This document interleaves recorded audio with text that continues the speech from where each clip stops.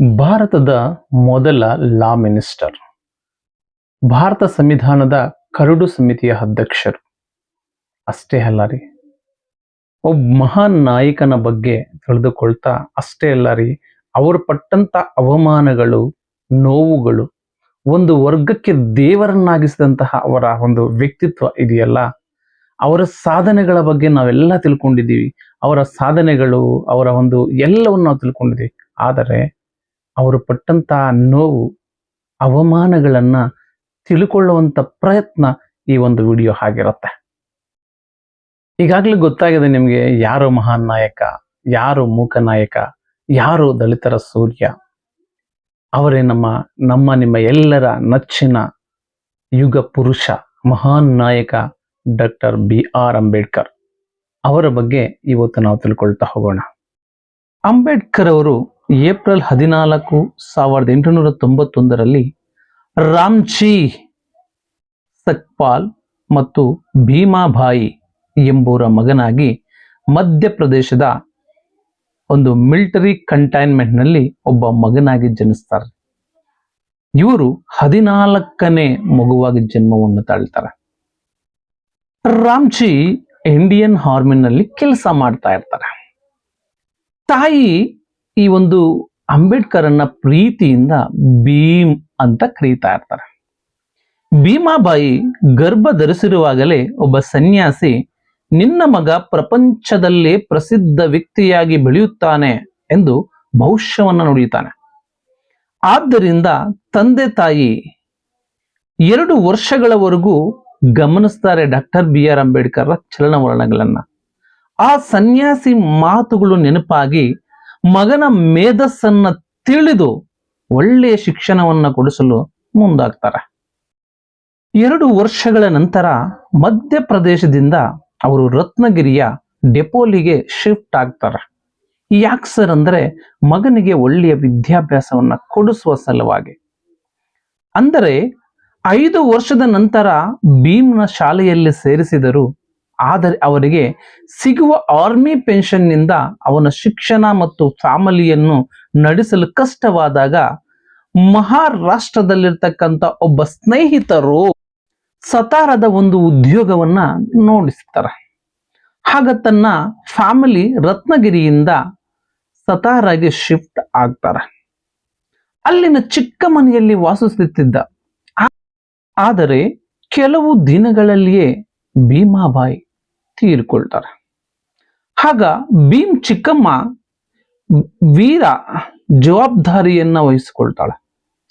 ಆದರೆ ತಂದೆ ಮಕ್ಕಳಿಗೆ ಒಳ್ಳೆಯ ಪೌರಾಣಿಕ ಕಥೆಗಳನ್ನ ಹೇಳ್ತಾ ಇದ್ರು.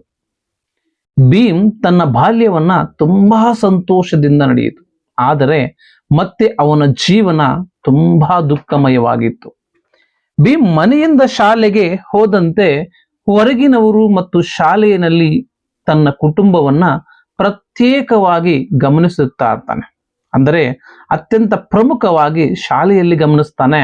ಶಾಲೆಯಲ್ಲಿ ಎಲ್ಲರೊಂದಿಗೆ ಕೂರಿಸದೆ ಶಾಲೆಯ ಹೊರಗೆ ಕಳಿಸುತ್ತಿದ್ದರು. ದಾಹ ಆದಾಗ ನೀರು ಕುಡಿಯಲು P1 ನೀರು ಹಾಕಿದಾಗ ಮಾತ್ರ ಕುಡಿಯಬೇಕಾಗಿತ್ತು. ಒಂದು ವೇಳೆ P1 ಬರೆದಿದ್ರೆ ಆ ದಿನ ಶಾಲೆಯಲ್ಲಿ ನೀರು ಕುಡಿಯುವುದೇ ಇಲ್ಲ. ಅವನಿಗೆ ಮನೆಗೆ ಬಂದೇ ಕುಡಿಯಬೇಕಾಗಿತ್ತು. ಒಂದು ದಿನ ಶಾಲೆಯಲ್ಲಿ ಮಕ್ಕಳ ಗಣಿತ ಸಮಸ್ಯೆಗಳನ್ನ ಶಿಕ್ಷಕರು ಬೋರ್ಡ್ ಮೇಲೆ ಹಾಕಿ ಮಕ್ಕಳ ಕೈಯಲ್ಲಿ ಬಿಡಿಸುತ್ತಿದ್ದರು. ಆದರೆ ಭೀಮ್ ಮಾಡಲು ಬಂದರೆ ಅವನನ್ನು ಬೋರ್ಡ್ ಹತ್ತಿರ ಬಿಡಲಿಲ್ಲ. ಏಕೆಂದರೆ ಬೋರ್ಡ್ ಹತ್ತಿರ ಬಂದರೆ ತಮ್ಮ ಲಂಚ್ ಬ್ಯಾಗ್ಗಳಿದಾವೆ, ಅವುಗಳು ಅಪವಿತ್ರವಾಗುತ್ತವೆ, ಅಶುದ್ಧಿಯಾಗುತ್ತವೆ. ಆದ್ದರಿಂದ ಭೀಮ್ ಬರಬಾರದು ಅಂತ ಮಕ್ಕಳು ಹಠ ಹಿಡ್ತಾರೆ. ಒಂದ್ಸಲ ಭೀಮ್ ತನ್ನ ಸಹೋದರರೊಂದಿಗೆ ಗೋರಂಗಾಂವ್ ಎನ್ನತಕ್ಕಂಥ ಹಳ್ಳಿಗೆ ಸಮ್ಮರ್ ಹಾಲಿಡೇಸ್ಗೆ ಹೋಗ್ಬೇಕಾಗತ್ತೆ. ಏಕೆಂದರೆ ತಂದೆ ಕ್ಯಾಶಿಯರ್ ಆಗಿ ಕೆಲಸ ಮಾಡ್ತಾ ಇರ್ತಾರೆ ಅಲ್ಲಿ. ಆದ್ರಿಂದ ಇವರು ಟ್ರೈನ್ ಇಳಿದು ತಂದೆಗಾಗಿ ಪ್ಲಾಟ್ಫಾರ್ಮ್ ನಲ್ಲಿ ವೆಯ್ಟ್ ಮಾಡ್ತಾ ಇದ್ರು. ಆಗ ಸ್ಟೇಷನ್ ಮಾಸ್ಟರ್ ವಿಚಾರಿಸಿ, ಭೀಮ್ ತಾವು ಮಹರ್ ಜಾತಿಗೆ ಸೇರಿದವರು ಎಂದು ಹೇಳಿದಾಗ ಸ್ಟೇಷನ್ ಮಾಸ್ಟರ್ ಇವರಿಂದ ದೂರ ಹೋಗ್ತಾರೆ. ಆಗ ತಂದೆ ಬರಲಿಲ್ಲ. ತಂದೆ ಬರಲಿಲ್ಲ. ಇಬ್ಬರು ಎತ್ತಿನ ಗಾಡಿಯಲ್ಲಿ ಹೋಗಲು ಸಿದ್ಧರಾಗಿ ಹೋದರು. ಆದರೆ ಎತ್ತಿನ ಗಾಡಿಯವನು ಗಾಡಿಯನ್ನ ಮುಟ್ಟಲು ಬಿಡಲಿಲ್ಲ. ನನಗೆ ಡಬಲ್ ಪೇಮೆಂಟ್ ಕೊಡಬೇಕು, ಆದರೆ ನನ್ನ ಗಾಡಿ ಅಪವಿತ್ರವಾಗಿದೆ, ಅದನ್ನು ಸ್ವಚ್ಛಗೊಳಿಸಬೇಕು ಹಾಗೂ ಈ ಗಾಡಿಯನ್ನ ನೀವೇ ನಡೆಸಿಕೊಂಡು ಹೋಗಬೇಕು, ನಾನು ನಡೆದುಕೊಂಡು ಬರುತ್ತೇನೆ ಎಂದು ಎತ್ತಿನ ಗಾಡಿಯ ಓನರ್ ಹೇಳ್ತಾನೆ. ಭೀಮ್ಗೆ ಒಂದೇ ಆಲೋಚನೆ, ಹೇಗೆ ನಮ್ಮಿಂದ ಅಪವಿತ್ರವಾಗುತ್ತದೆ, ಒಳ್ಳೆಯ ಬಟ್ಟೆ ಸ್ವಚ್ಛವಾಗಿದೀವಲ್ವಾ ಎಂದು ಯೋಚನೆ ಮಾಡ್ತಾ ತಾವು ಮಾಡಿದ ತಪ್ಪೇನು, ಜನ ನಮ್ಮನ್ನು ಯಾಕೆ ಹೀಗೆ ನೋಡುತ್ತಾರೆ, ನೋವು ಅನುಭವಿಸ್ತಾನೆ. ಇಂತಹ ನೋವುಗಳು ಒಂದಲ್ಲ ಎರಡಲ್ಲ, ಸಾಕಷ್ಟು ಘಟನೆಗಳು ಭೀಮನ ಲೈಫ್ನಲ್ಲಿ ಎದುರಿಸುತ್ತಾ ಬೆಳೆಯುತ್ತಾನೆ. ಇವನ ಪ್ರತಿಭೆಯನ್ನ ಗುರುತಿಸಿ ಕೆಲವರು ಸಹಾಯ ಮಾಡತೊಡಗಿದರು. ಅವರಲ್ಲಿ ಟೀಚರ್, ಇವರು ಉನ್ನತ ವರ್ಗಕ್ಕೆ ಸೇರಿದವರಾಗಿದ್ರೂ ಕೂಡ ಭೀಮನನ್ನ ಕಂಡ್ರೆ ತುಂಬಾ ಇಷ್ಟ. ಇವನ ಟ್ಯಾಲೆಂಟ್ ಅನ್ನು ನೋಡಿ ಇಷ್ಟಪಟ್ಟು ಎನ್ಕರೇಜ್ ಮಾಡ್ತಾ ಇದ್ರು. ಅಂಬಾವಾಡೇಕರ್ ಅಂತ ಇದ್ದ ಭೀಮ್ಗೆ ಅಂಬೇಡ್ಕರ್ ಅಂತ ಹೆಸರು ಕೊಡ್ತಾರೆ. ಇದೇ ಸಂದರ್ಭದಲ್ಲಿ ತಂದೆ ಎರಡನೇ ವಿವಾಹವನ್ನ ಮಾಡಿಕೊಂಡರು. ಆಗ ತಾನು ಅಂಬಾವಾಡೇಕರ್ದಲ್ಲಿದ್ದಂತ ಇವನು ಬಾಂಬೆಗಳಿಗೆ ಪಲಾಯನ ಮಾಡಬೇಕು ಅಂತ ನಿರ್ಧಾರ ಮಾಡ್ತಾನೆ. ತನ್ನ ಆಂಟಿ ಬ್ಯಾಗ್ನಿಂದ ಹಣವನ್ನ ಕಳ್ಳತನ ಮಾಡಲು ನಿರ್ಧರಿಸಿದ. ಬ್ಯಾಗ್ ನೋಡಿದಾಗ ಕೇವಲ ಒಂದೇ ಒಂದು ಕಾಯನ್ನಿತ್ತು. ತುಂಬಾ ಬೇಜಾರಾಯಿತು ಭೀಮ್ಗೆ.